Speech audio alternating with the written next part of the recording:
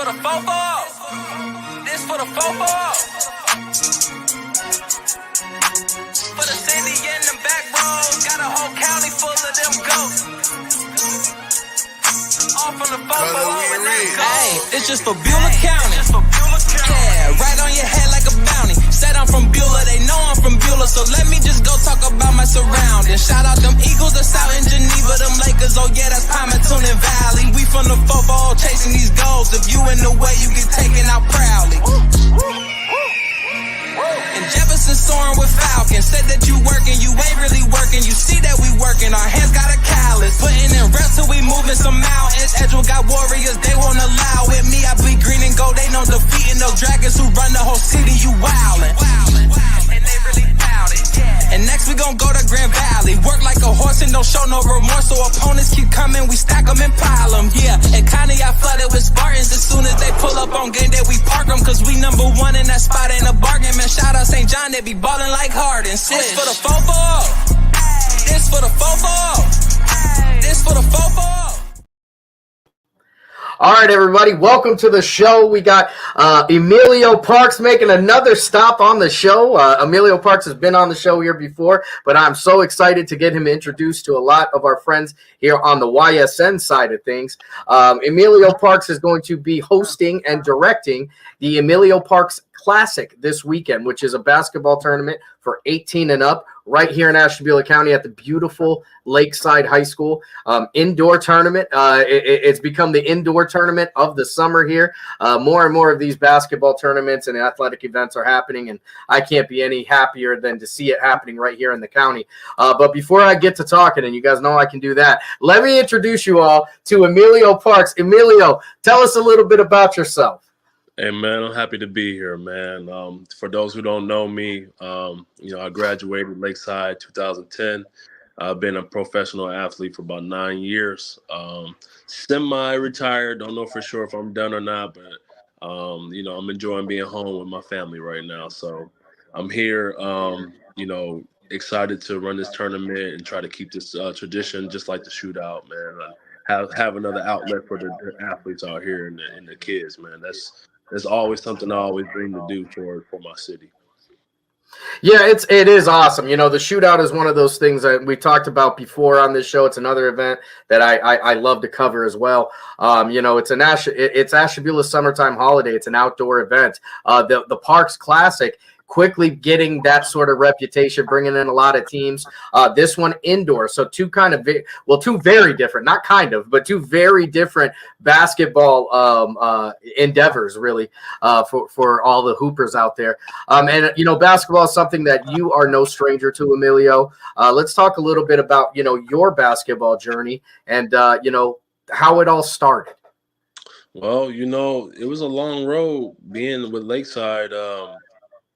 Coming from where you come from, a lot of people don't expect you to make it. And I think I strive to make it. I strive to get out and see the world. I strive to get out and try to make something happen for my family. And I think, being in a position to play basketball and make it a free education for me and make it a point where I can live off of playing basketball. That was like my goal. Of course, everybody's goal was to make it an NBA. So, that was my first goal. But when schools wasn't calling like that, I started to feel like, well, is it because, I'm not doing enough, or is it because, I'm not having the right people around me, support? But, I went to Lake Erie for a year, didn't play there. I redshirted, and I wanted more out of Lake Erie, but I didn't get it. So I transferred from Lake Erie to Salkehatchie and University of South Carolina. I played there for 1 year, and then I got recruited to Johnson C. Smith, and I played there for 3 years. And those were probably the best 3 years of my life in college. And I enjoyed every bit of it. I love Charlotte. There was so many scouts there. So many opportunities to get to that next level.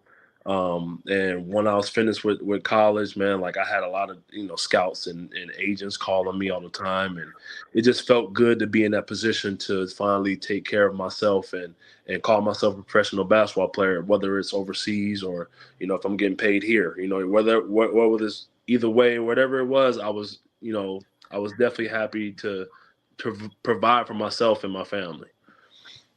Yeah, you got to put the shots up where they're paying the money, right? That's what it's all about. If you Right. want to be a professional basketball player, and you talk about Johnson C. Smith, and with Monday being Juneteenth, I think we would be remiss to not talk about Johnson C. Smith being a historically black college. That's one of those.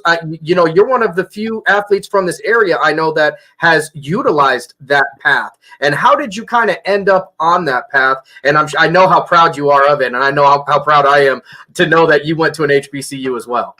I think, to be honest with you, my first visit with Johnson C. Smith really changed my dynamic of my school choice. I had a couple teams that were Division 1 that were interested, but the pitch wasn't good enough for me. And I got to a point where I really just wanted to play ball. But when I went to Johnson C. Smith, it was a small campus, a lot of black folks there, happy people who are excited to be in school. The athletes excited to be there. They're hungry. They want it. And once I got there, I went to one game, and I think that one game changed my whole perspective. It was so live. So many people was just happy to be there, and they were live. I mean, they were shouting. They were going hard for Johnson C. Smith. I'm telling you. And I tell you, it's a small school, probably like 10,000 or less kids. And when I tell you that it really changed the dynamic of my decision to go there, it did. Overnight, I was like, you know what? I think this is the school for me. And I didn't think about it being a historically black college at the time.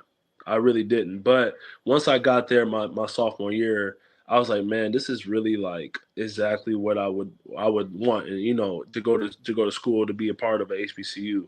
So that changed everything after that, man. I think that made me more motivated and inspired to keep going hard. So the black colleges, they're slept on. A lot of people don't really know about them unless you've been there. You have to be there to see. So, man, it was an awesome experience. I don't regret my choice whatsoever. No, it was again. It's one of those awesome. It's just because you don't see it a lot. I think a lot of people, and there's nothing wrong with the big Division 1. There's nothing wrong with shooting for the Ohio States, the Dukes, that sort of thing. But there's a whole nother world out there. And you're basically a pioneer in that route. In that you took that route and got success there, and it's something that I've always admired from you, being able to take that and utilize that opportunity and really bring to the forefront the opportunities that can be awarded in that area. Talking less about the HBCU part of it, but more on the basketball side of it. I'm always very interested to talk to guys like you, any of the big guys who went from Ashtabula to Division 1, because you guys are big around here, 6'5", 6'6", but it's kind of a different ball game when you get into that college realm, because here you're 6'6". If you're over 6 foot tall in 7th grade, guess what? You're a post player. That's where you live. But everywhere else in the world, when you get to that big part, that big time basketball, 6'5", 6'6", that's a guard. So what kind of basketball changes did you find yourself having to make when you went into college? Because even when you were in high school, I do remember you were not afraid to dribble the ball. You were not afraid to shoot the ball. But I think more of that was expected of you when you got to that level. Yeah, I think my main my main aura was inside the paint. I think that thing when I was playing with Ace and Fred my junior year, I think that really molded me to be that inside presence because I was just dominant. My field goal percentage was high every night, and it just made me feel more like, okay, I think I can endure in this power forward position. And I was strong, so it made things easier. I always wanted to play the wing spot, but I think once I got to college and I started playing there, and I realized like, dang, like I really can dominate in this position. I was leading the nation in a field goal percentage at one point for about 10 to 12 games, and that really was like inspiring. Like, wow, like maybe I just need to focus on being like a center or a power forward. And of course, like I had guys in my ear, coaches in my ear, like you're going to have to, put more dynamics into your game. You have to really spread your game out in order for you to be a pro. And, my junior year, I still was that guy playing inside, but I would start shooting more mid range. I shoot maybe 1 or 2 threes a game. just to start showing coach like, listen, like I can do everything if you need me to, but I'll stick to inside. I'm gonna play most of my shots are going to be inside. Division 2, most of those guys are going to be my size, 6'7", maybe 6'8" centers. And even guys who transfer, they talk about like how they transfer from maybe UNCC, which is Division 1, and they come to Johnson C. Smith and they expect to play point guard at 6'7", knowing that we probably need you there at either the 4 or the 5. I've seen some transfers come in and they were like, "Yeah, I'm a point guard." My coach turned that instantly. He's like, "You're not a point guard. You are a 4." You know what I'm saying? So like it changed. It changed a lot of guys' mindsets. But when you go to Division 1, you're gonna see guys my size that can play that point guard, 2 guard, 3 guard, wingman. And when you have to switch it up like that, it definitely makes you think, is this really what you want to do? Like, do you really want to play this position? And you got to have that backbone to be able to do it all. And I think that's something that I've really worked on, being able to do everything. So if any team needs me, when I went to Venezuela, they was like, we don't need a center. We have a 7-foot center. We need you to play the 3. And I was like, okay, cool. That's not a problem. So I played the 3 for 6 months and I didn't have no problem playing it. And it actually made me more marketable, because now I can play the 3, the 4, and sometimes the 5. So it's important that people understand that when you go to certain schools and they tell you you got to play this position, that doesn't mean you have to play a certain way. You need to play this position, play it right, and then in the summer work on other stuff. So you can show the coach that you're more versatile, or you show coach, well, I can shoot the 3 too. I can dribble the ball. I can penetrate and kick. So it's important for guys in the future to know that when you do pick schools, some of these coaches, they have their own way of playing. And I've played for many coaches in the last 10 to 12 years. And every coach I've dealt with has a different mindset. They have a different way of doing things and different game plan. I dealt with a guy who was running gun. He like, look, if you got a 3, take the 3. I don't want you to not take the 3. Take the 3. A running gun guy out in Luxembourg. And he was just like, I like you playing inside, but I like you shooting the 3 too. So shoot the 3. So it really changed me. It really did. And I think it can change anybody if you got the backbone for it. Yeah, and one of the questions I ask for all the athletes like yourself that have played, from the youth into college, and the ones who are lucky enough to play on the professional level is, what was the biggest thing that kind of, caught you off guard? What was the biggest change? And I know in college, a lot of the times, it's the conditioning, because it doesn't matter what high school program you played for. You can be, playing for IMG in high school, but the conditioning is a whole different level when everybody is the best of the best. But for you get that extra level. You start putting stamps in the passport and getting out there professionally and playing. What was kind of the biggest thing that you had to do, whether it's personal or part of your game, to kind of, get yourself ready for this new lifestyle? Because that's what it is.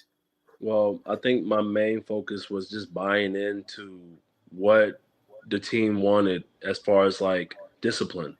When the off season comes and they're like, well, we got 5 a.m. workouts and we got 6 a.m. Running, we got 7 a.m. weights, and they vary in different days. It really makes a man out of you. Some guys couldn't really handle all that. I had some guys quit because it was just like, bro, why are we getting up at 5:30 to run? Like, what I mean? Like, it really takes like that heart, that soul, that backbone to be able to do, what you can do, and then when I became a pro, it didn't get any better for me. I had a chip on my shoulder just based off my size. And people think like in this city, they're like, yeah, you're tall. I'm like, oh, 6'6" only gets you so far. What I mean? Like in the NBA, 6'6" is 2 guard. So I would have to evolve my whole game, lose more weight, and become that Bradley Beal type of player if I wanted to play in the NBA. It's rare to see Draymond Green. I'm Draymond Green size. I think Draymond Green has me by an inch. But for Draymond Green to play the way he plays, And you see many Draymond Greens in the NBA, you don't see that. He's a No. rare breed. He's a rare person. So I've always wanted to get in the NBA and do that, but I think the drive was just the off season. How hard did you really want to make yourself this person, this type of player at this position? The off season changes everything. Like what I worked on through the summer, if it wasn't for that, I don't know where I would be, to be honest with you. Yeah, and it's an eye opening. There's so much that's changing at this time.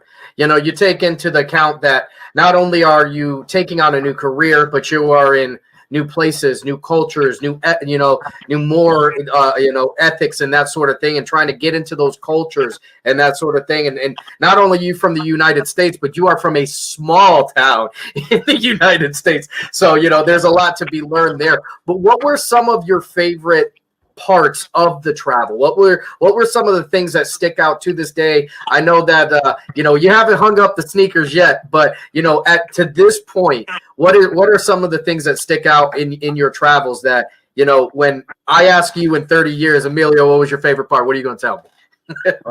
I will say every country had a different feel. Every country I went to had a different feel. When I went to Puerto Rico, it felt like I was in like Florida. It felt it's beautiful there. When I was in Luxembourg, it felt really, really city wise, like I was in New York City, but it was just a bunch of people that don't speak English. But uh, when I went to Indonesia, I think my third season in Indonesia, I will say if I had to choose, it would be Indonesia because I didn't stop trying to go there. I was like, y'all can bring me back if y'all want to. Like I enjoyed everything about Indonesia besides the time frame. I think the time frame was the hardest thing to adapt because they throw you out to the wolves and they're like, look, you get this good night's sleep. We need you in the morning. And I'm like, I got to get up. It's right now. It's 9 p.m. It's 9 a.m. there. So you talking about the time that I'm supposed to be asleep. I got to get up and perform. You know what I mean? So that was like the most cultural shock thing ever, but it really changed everything about how I felt about basketball. It's like, okay, you got to fly 14 to 15 hours here and you have to play tonight and you have to perform or they're going to be ready to.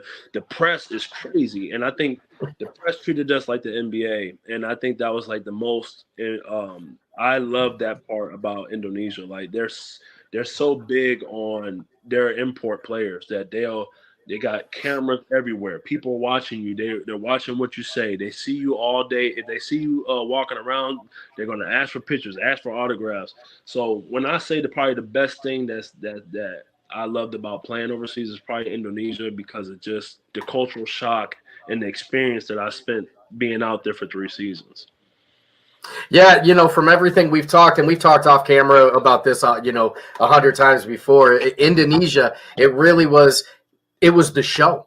Like you guys were the show. Like you guys were. That was the NBA. You guys were the big deal, and that's something that so few people will ever get to experience, and it's really a blessing that you utilize all your talent and your opportunities to get there. And not only that, but to bring that experience back here and to be able to tell these young men and these young women who, even young women really more so than even the young men, where the international dollar really pays more on the female basketball side, particularly.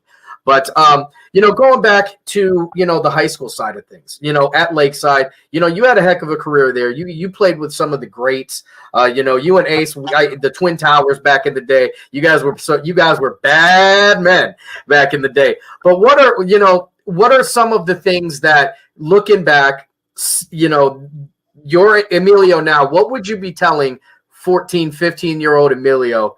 What are some of the things that you would have got right that may have changed some things for you?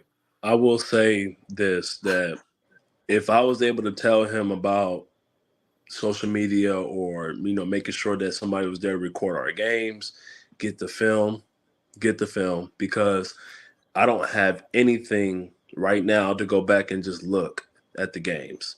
I don't even know who to speak to get the games. And it really, really makes me feel like like garbage because I'm just like I feel like that was something that kept me from getting to that next level.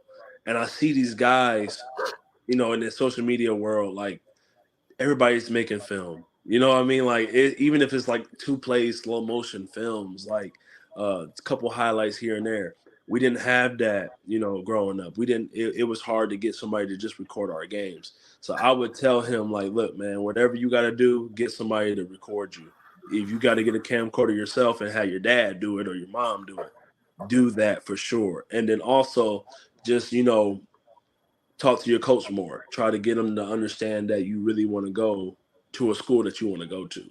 And I think that if John C. Smith was an option growing up, like, when I was 16, 17 years old, if John C. Smith was, I think that I would have made a bigger impact coming in my freshman year than I did coming in a year after my redshirt year. And I'm not regretting that, but I would have just told him, like, if John C. Smith, if John C. Smith calls you, go out there and go see what they talking about. Because I turned down 72 schools because I was trying to get to Ball State or Cleveland State or Ohio University. I was pressed. I really wanted to jump to that next level, not knowing if I was really ready for it. And I think that I would have told him, like, listen, D2, D1, D3, you can still be a professional basketball player. So I would definitely tell him that also. Yeah, I think you hit on something so important there, Mills, and that is take the opportunities that you're given, because whether you're playing D3, D2, D1, NAIA, JUCO, these are opportunities for you to continue to play the game and continue to prove yourself. But I think a lot of athletes, a lot of young men, a lot of young women still get that. I need that D1 badge. I need that. And like, I'm not going anywhere. And it's okay to have that as your top, but you can't overlook, the path is different for everybody. There are not 100 LeBron James in the world. There ain't 100 Kevin Durant's. You know what I mean? There ain't 100 LaMelo Balls in the world. Everybody's got a different path. And sometimes you got to take the one that makes the most sense for you. And, one of the things, again, you've traveled all over, you've played, at every level, bringing back basketball to Ashtabula, where it all started from you. Let's talk a little bit how important that is and why you are taking as much time and effort as you are to try and make this happen. Well, you come home. I come home once, twice, maybe 3 times a year, and we don't have an outlet, and I was telling, the paper, like, they were like, well, why now? Or why did you want to do that over the shootout? And I'm going to be honest with you. I've always wanted to come home and be able to play in like a summer league or play in a tournament. And, when we were in high school, we had 2 or 3 tournaments. We had 2 or 3 summer leagues. We had the Lakeside 9 Summer League. Teams was coming from all over the place. And then we had the Ball Gymnasium tournaments. It was more live when I was 16 than now. And I'm like, I'm 32 years old. I feel like we don't have nothing. And there's nobody really making that extra step. So somebody got to do it. And I feel like this is my time to give back at some point. And I want to do it for the kids also. But right now I just want to get a good jump start with this, just to show it's still basketball that needs to be played in Ashtabula and just the county period, because we have, it really rubbed me the wrong way when I heard about Connie. I didn't even bring a team for the Joe P. And I'm like, well, there's guys that graduated that probably could have played, I mean, it's just, when does the love for the game end? So it really drove me to do something. And my time limited here, 3-4 days when I come home. I was like, okay, maybe I can do a tournament. Maybe I can do camps. Maybe I can do training. And I think a tournament was more likely because everybody looks forward to the shootout every year, shootout. And I'm like, we need something else too, because I'm not going to keep playing outside, number one. Like, so, and I'm not, no disrespect, because, I played for 6-7 years of shootout, you know what I mean? But it just got to the point where I was like, this is not good for my knees. I can't keep coming out here playing all day. I just can't do that. So And I just felt like we need another outlet. People need something else to be excited for. So I decided to do this, and I went from September to the summer because the summer college kids come home and they want to play, or guys come home and they want to be with their families, and so I felt like this was a good time to try something different and start it up in the summer and see how it goes. And if it's a good turnout, I'm gonna make it a tradition. I want it to be every year. But I definitely wanted to make the basketball culture more elevated in Ashtabula. If it takes a tournament, if it takes a camp, if it takes, whatever I need to do, that's what I want to do. Like, I got to have some way of giving back, because I don't feel good about myself if I don't do anything. So, and I'm not saying that it's deserving for everybody, but the city loves to see stuff like this. So, and in reality, this is what I wanted to do. And I think that this what drive me to really want to give back. This is my way of giving back. Is it in moving on the future, I'll be able to pass on my skill set to kids that are growing up to want to be basketball players at the end of the day. So it's a humbling experience to be here. Yes, I come from Charlotte every year, but I'm here. I'm here for 4 days, and I'm gonna have a good tournament, and let's see how it goes, man. Yeah, I can really relate to that. To the somebody's got to do it. It may as well be me. That's part of the reason why this sports show, that these one of the things you talked about earlier in this interview was how you would like to be able to go back and maybe watch those big games against Edgewood, those big games against Harvey, those moments, and they're so hard to get. And it was something that I realized, even from my time in high school, where there is no recording, there's nothing there. And that's one of the things I'm most proud of with doing this and now partnering up with YSN, is that it's always going to be there. We're providing, and that's what we've become, our generation. You're 32, I'm 36. We become the game changer. We're the people that have to implement now. We can no longer wait for others. We have to take the steps ourselves, and that's really what it comes down to. And then that's one of the reasons that I'm always down to get you on the show. And I blow up you all the time about basketball anyway. So I respect your knowledge of the game. I respect your passion for the game. And we got to talk about what's going on Saturday. So let's bring up this. Let's bring up our graphic here. Second annual Emilio Parks Hoops Classic. It's going to start at 10 a.m. The doors are going to open at 9:30, though. It's going to be over at Lakeside High School. This is going to have basketball, food, and music. Folks, it doesn't get better than that. Like, you can't ask for more than that. Let's talk a little bit about what's going on, how many teams are coming in, and what you're expecting from this one, Mill. So I needed to fix that poster, but it says 7-player match, but I have it at 8. So okay. I'm gonna, I modified the rules a little bit last year. A lot of people were saying that the games were too long and this and that. So I felt like, all right, well, we'll do double elimination. I'll probably cut the minutes down a little bit. So we're going to do 14-minute halves. I'm going to modify the rules a little bit more like pro-am type rules, where if you foul somebody and you shoot one free throw, it'll be worth 2 points, and vice versa for the 3-point line. So it can keep the games a little bit more competitive and not wasting a lot of time at the free throw line. So as far as the teams, is 8 teams. I capped it out at 8 teams. I didn't want to do nobody having buys and nobody having, coming in last minute. I want a team. This was strictly 8 teams, double elimination.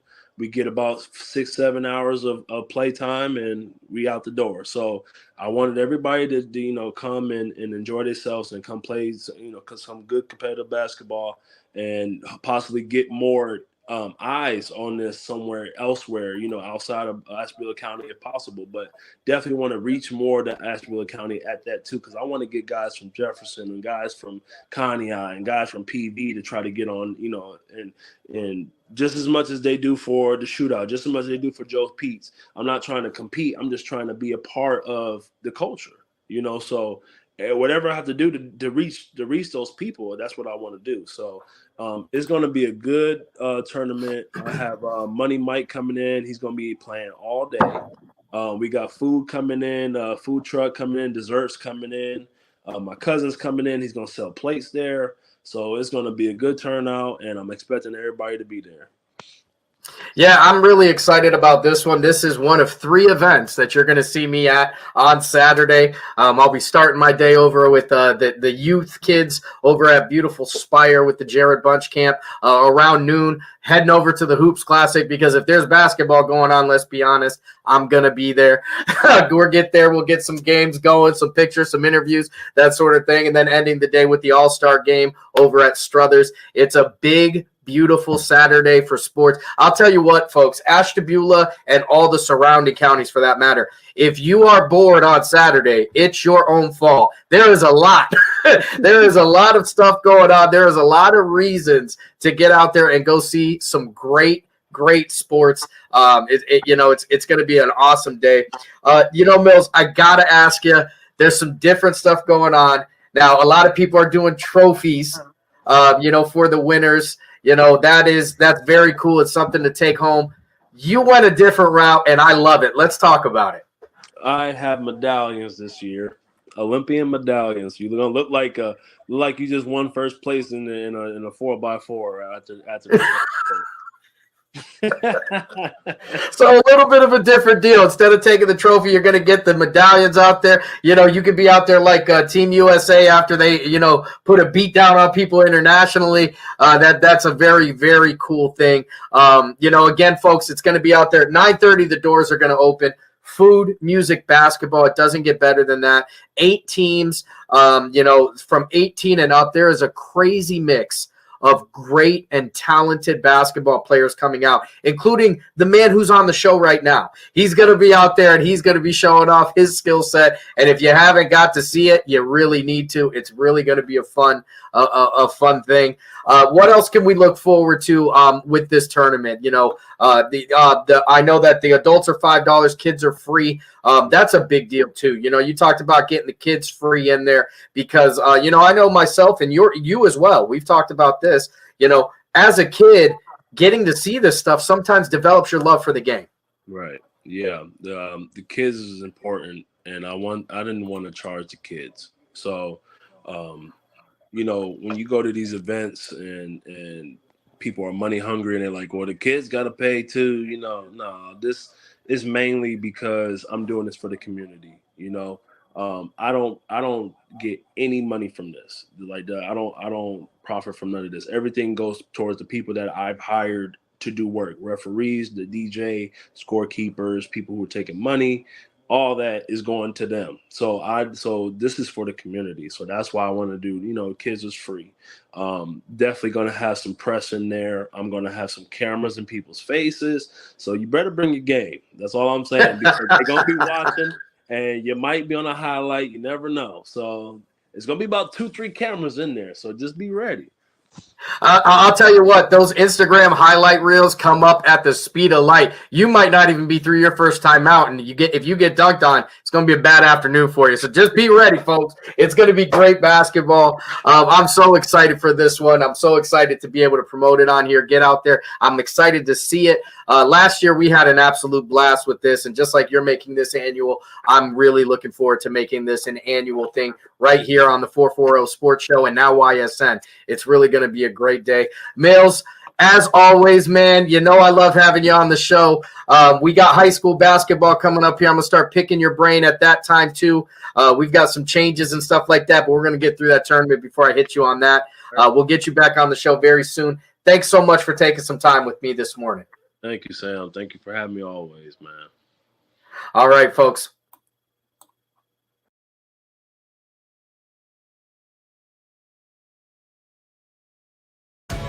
#21 News delivers the news as it happens, using the latest technology from where it happens. Live here outside the Mahoney County. On air, online, Wednesday afternoon weather update. Very dangerous. and on the 21 News social media platforms. I'm on the road right now. 21 News, the Valley's only locally owned source for trusted news since 1953.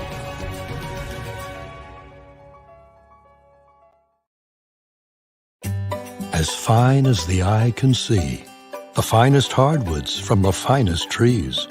Made for your home and within your means, Baird Brothers will help fulfill your dreams. Let life and light come shining through. in quiet morns. And heavy traffic, too. Find your easy-to-afford fine hardwood floors and doors and more at BairdBrothers.com. Every customer has a story, and at Greenwood Chevrolet, we are committed to making sure it ends with you in the right vehicle. I get to be part of somebody's adventure, whether it's buying a car for the first time, helping them get approved, or finding the perfect car for their budget. I'm proud that people trust me with their finances. They trust me to take care of them, and they trust me with their story. I'm Tracy, and I'm ready to go the extra mile for you, only at Greenwood Chevrolet.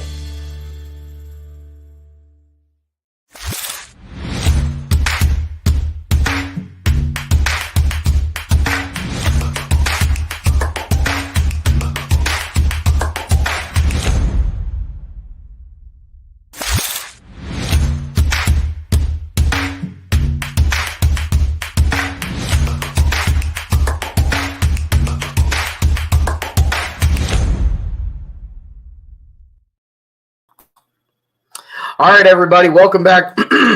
Excuse me. Welcome back to the 440 Sports Show here on this Friday. And boy, what a busy weekend we've got ahead of us this weekend. I'm super excited about all the things going on. We're going to run a bunch of graphics on here just to kind of remind you guys of what's going on, including this one. This is actually going on this morning. 10 a.m. You still have time to get there over to the 1% complete player camp. Now, this is going to be for 8th to 12th grade boys and girls basketball right there at Lakeside. You want to get there right around 9:30, so you got still about half an hour to kind of get there, get checked in. You're going to be working with Grant and Marcus. It's going to be a great camp. These guys, they really care about basketball, and they really care about getting you or your kids better. It's a great opportunity right here at Lakeside in Ashtabula, Ohio. Grant Mahalik has been doing this for a couple of years now. He's taken on some of the best athletes in the county, some of the best athletes from all over the place, going to him to get their game and sharpen it and get better. And Marcus Ernst, he's got a heck of a resume himself, 1,000-point scorer, 1,000-rebound guy over at Malone. He was an Ashtabula County Player of the Year. He's had plenty of time on this show as well in just the few years that we've been on. A really great guy, a good person for your kids to kind of learn from as well. So that is going on today. Make sure if you have a young hooper, an 8th to 12th grader, make sure they get out to this 1% camp. Every day spent not getting better is a day that you're wasting, and that's the truth. And then starting tomorrow, we go from basketball to football. Now, from football at 9 a.m., the Jared Bunch camp going on over at the beautiful Geneva Spire. Jared Bunch is going to be out there. There's going to be a lot of great football minds out there to get your young football players ready to play the game. Now, they're going to go out there. You're going to get to learn from a guy who, played big Division I football, played in the NFL, current NFLPA president for retired players. Jared Bunch this is a guy right here from Ashtabula County that's coming back and offering a heck of an experience. This is something that's been going on for, well over 20 years, and it's kind of getting the wheels turning on it again. One of the things he talked about during the interview was how, there are guys who took part in his first camp in 1992 that are now coaching. And I think that is such a cool, kind of cycle and a way to kind of positively affect culture in this area. And it's just really going to be a great camp. This will be the first of 3 events that I'm going to be making my way through tomorrow. I'll be out there grabbing some pictures, grabbing some interviews, trying to take in some of the cool stuff that's going on. I can't wait to see it. You really got to take care of the youth. This is where kids are going to develop their skill set. They're young, they're trying to get better, and this is where it starts with, the older guys, whether it's, Jared Bunch or any of these coaches taking part, kind of imparting their knowledge, getting them to love the game. And one of the things that Jared talked about on his interview, which is earlier this week as well, is the fun part of it. It's fundamental. He wants to make sure that the fun is part of it, but you got to get those fundamentals. Otherwise, you're going to be behind. So 9 o'clock, we have shared the link where you can register. It's USA Football. Go there, register, create your account. It's free. Get registered. Look for the Jared Bunch Camp. It's right here in Ashtabula at Spire. Go over there, get your kids out there, let them do something fun, and take a great learning experience. That's going to be available right here. Super excited about that. Event number 2 that I'm going to be making my way over to, the Emilio Parks Classic. Now, this one, the doors are going to open at 9:30. We just got a chance to talk to him, and you want to talk about a guy, Emilio Parks, who really has a very thorough experience in basketball. You know, from being a high school all-star, going into college, he was an all-star level player there, and then taking his game and his skill set to the professional ranks, playing all over the place, Luxembourg, Indonesia, Puerto Rico, I mean, all over the world as a professional basketball player. And he's coming back right here to Ashtabula to give back, to make sure that, you know, opportunities are going to be given, you know, for people to experience basketball and keep that basketball culture alive and moving. And I think that is so cool for him to come back and do that, because, you know, you don't have to, you really don't, but this is a place, home is always home, and he wants to make sure it's taken care of. And for that, I am completely grateful for guys like Emilio, like Jared, like Marcus and Grant for giving back right here in this area of the 440, giving these kids opportunities to get better and learn from people who've got some experiences that some of these kids are trying to get. So this one is going to be happening. The doors open at 9:30. I should be getting there midday. I'll be catching a couple games, grabbing some interviews with some players. I want to make sure that we really need to pack the house for this one, folks. It's going to be a super fun basketball tournament, and it's indoors, so you don't have to worry about any of the weather complications that are going to be happening potentially this weekend, as I do understand that there's some rain projected throughout today and tomorrow, actually. So, you know, fingers crossed that all these things are going to be able to happen, and I'm sure they will. And then my third event that I will be at. Now, this one I won't be doing any streaming, so if you want to see me, you'll have to actually come down to Struthers to see me. But there are going to be a stream of the game. We're going to have the 2023 All-Star Game. This is the baseball one. This one happens at 7 o'clock at Scene Park in Struthers, Ohio. Going to be a great team. A ton, like 40 plus teams are going to be represented here in this All-Star game.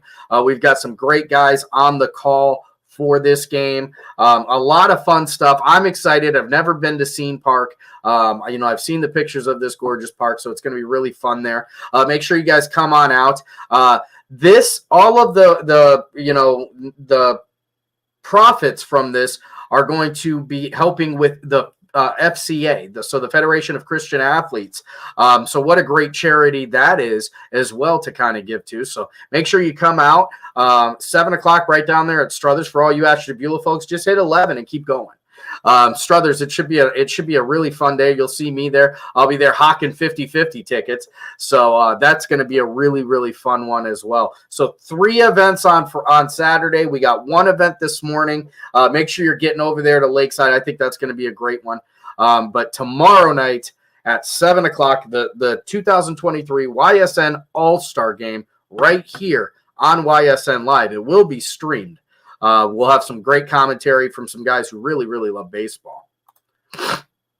So that, I mean, listen, folks, you talk about a busy weekend. That is my weekend. We've got a lot going on. And I said during the interview, you know, if you are bored this weekend, you are really going out of your way to be bored. There is so much going on. You know, that you have your choice. Pick whatever you want to do. A lot of opportunities to kind of take in sports, look and get better at sports. You know, just great stuff. You know, basketball, football, baseball, everything's going on here. Keep in mind, next week on Wednesday, the YSN softball tournament is going to be happening as well. So I'm really excited that things are starting to pick up again. Once again, we are getting into that. Sorry.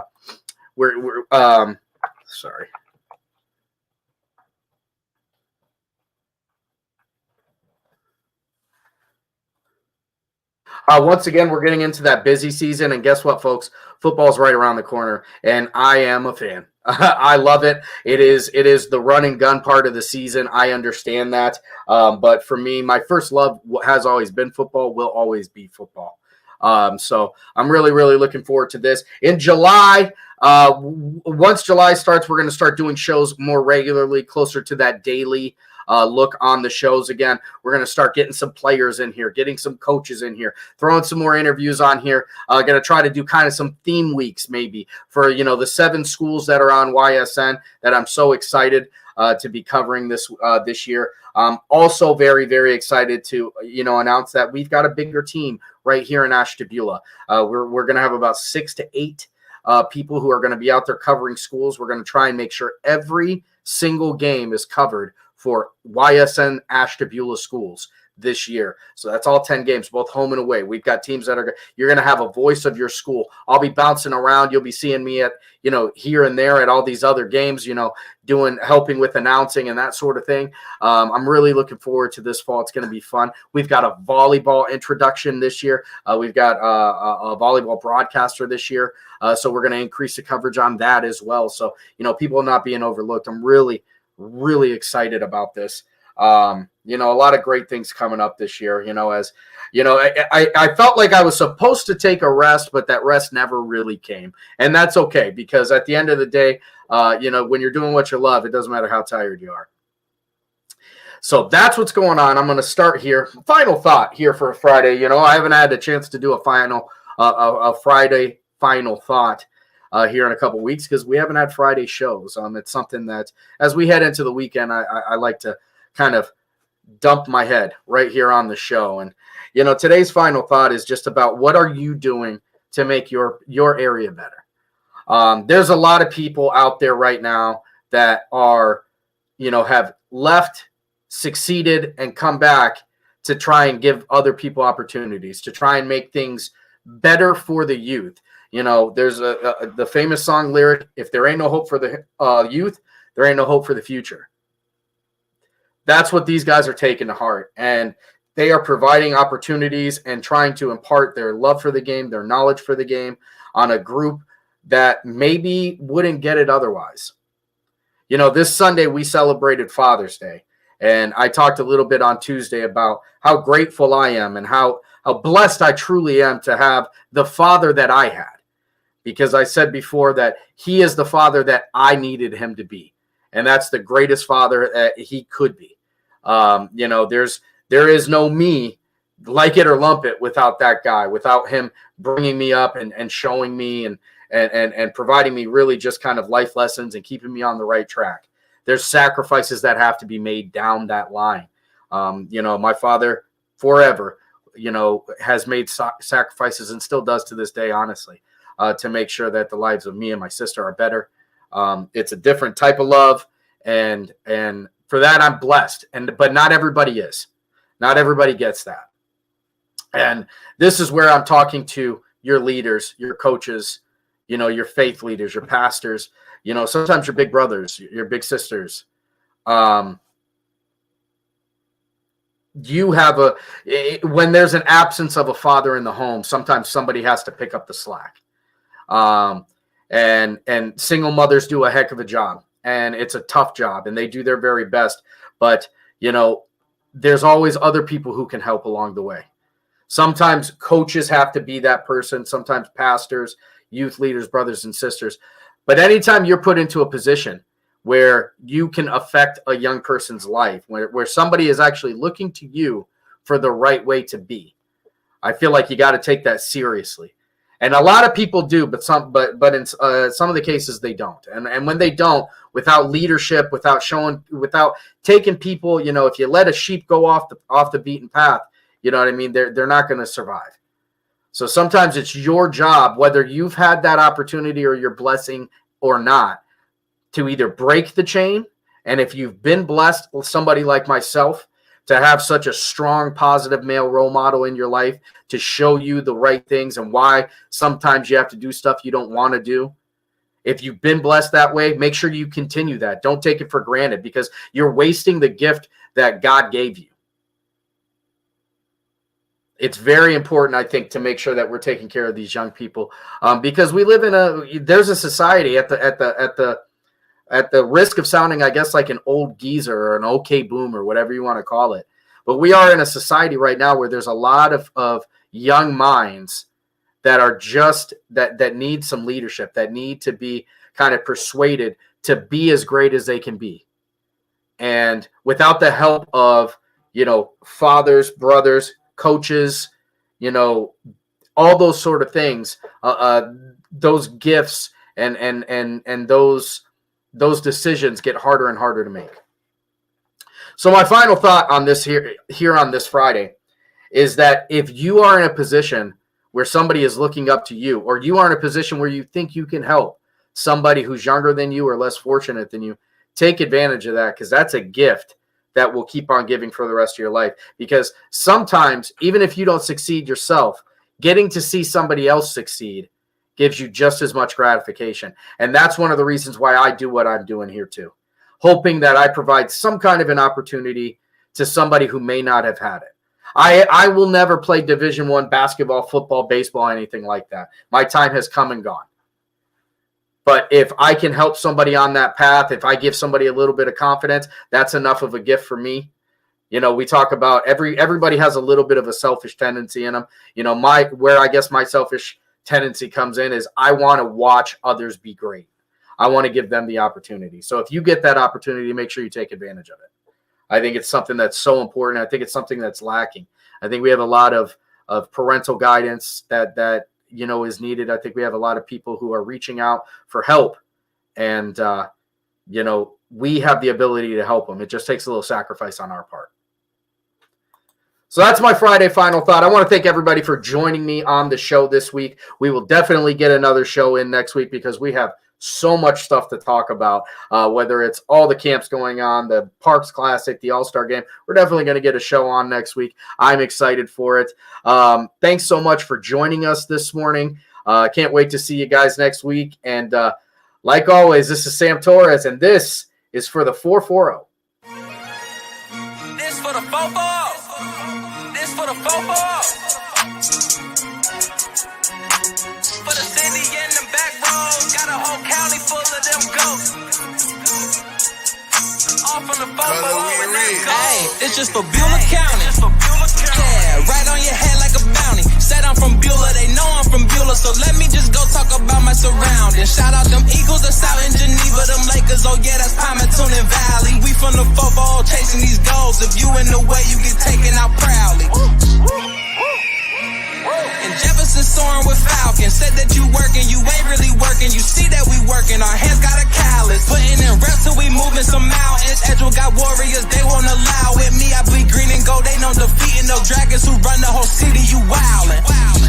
And they really bout it, yeah. And next we gon' go to Grand Valley. Work like a horse and don't show no remorse. So opponents keep coming, we stack them and pile them, yeah. And Connie, I flooded with Spartans. As soon as they pull up on game day, we park them. Cause we number one in that spot, ain't a bargain. Man, shout out St. John, they be ballin' like Harden. This for the 440. This for the 440. This for the 440.